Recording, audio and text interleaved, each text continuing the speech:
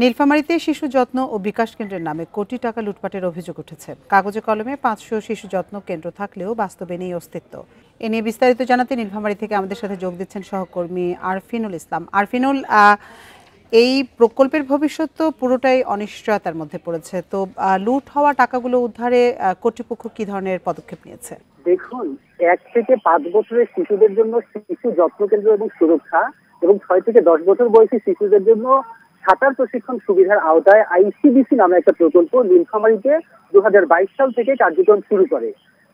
বাংলাদেশ শিশু একাডেমি এটার তত্ত্বাবধানে রয়েছে এবং শিশু একাডেমি লাইফ নামে একটি এনজিওর মাধ্যমে মাঠ পর্যায়ে এর কার্যক্রম পরিচালনা করছে।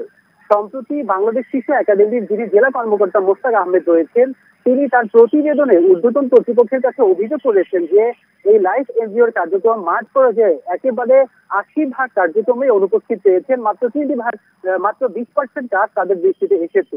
তো এই বিষয়টা নিয়ে আমরা যখন এনজিও কর্তৃপক্ষের সাথে কথা বলতে গিয়েছিলাম, এনজিও কর্মকর্তারা আমাদেরকে জানিয়েছে যে তারা সময় মতো অর্থ বরাদ্দ না পাওয়ার কারণে কার্যক্রমে একটু ব্যাঘাত সৃষ্টি হয়েছে এবং তারা অভিযোগ ছুড়ে দিয়েছে শিশু কর্মকর্তার দিকে। তারা বলেছে যে আমরা যখন শিশু কর্মকর্তার কাছে অর্থ ছাড়ের জন্য প্রত্যয়ন নেওয়ার জন্য আসি, তিনি আজ নয় কাল এরকম করে কালক্ষেপণ করেন এবং তারা এও বলছে যে শিশু বিষয়ক কর্মকর্তা তাদের কাছে একটা বড় অর্থের দাবি করেছে এবং সেটা পূরণ করতে না পারার কারণে তাদেরকে এভাবে ঘুরাচ্ছে। অপরদিকে আমরা যখন শিশু বিষয়ক কর্মকর্তার সাথে এই বিষয়ে কথা বলতে এসেছিলাম, তখন তিনি বলেছেন যে এনজিও কর্মকর্তারা তাদের যে ত্রুটি, তারা যে ঠিক মতো মাঠে কাজ করছে না, এইসব বিষয়ে ঢাকতে উল্টা শিশু কর্মকর্তার দিকে দোষ দিচ্ছে। তো এই ব্যাপারটা সম্পর্কে আরো ভালো করে জানার জন্য আমরা এই যে এলআইস এনজিও কর্মকর্তারা রয়েছে তাদের কাছে নীলফামারীতে যে ৫০০টা শিশু যত্ন কেন্দ্র এবং ৫০টা সাঁতার প্রশিক্ষণ কেন্দ্রের মাধ্যমে তারা যে কার্যক্রম পরিচালনা করছে, এটার একটা তালিকা আমরা তাদের কাছ থেকে সংগ্রহ করেছি এবং সেটার মাধ্যমে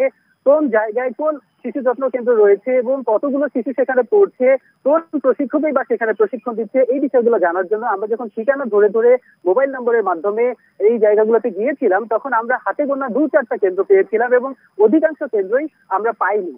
আমরা যখন মানুষজনের সাথে কথা বলছিলাম, স্থানীয়রা বলছে যে লাইফ এনজিওর এটা অর্থ প্রস্তুত করছে এবং একই কথা বলছেন। নীলফামারী থেকে জানাচ্ছিলেন আমাদের সহকর্মী আরফিনুল ইসলাম।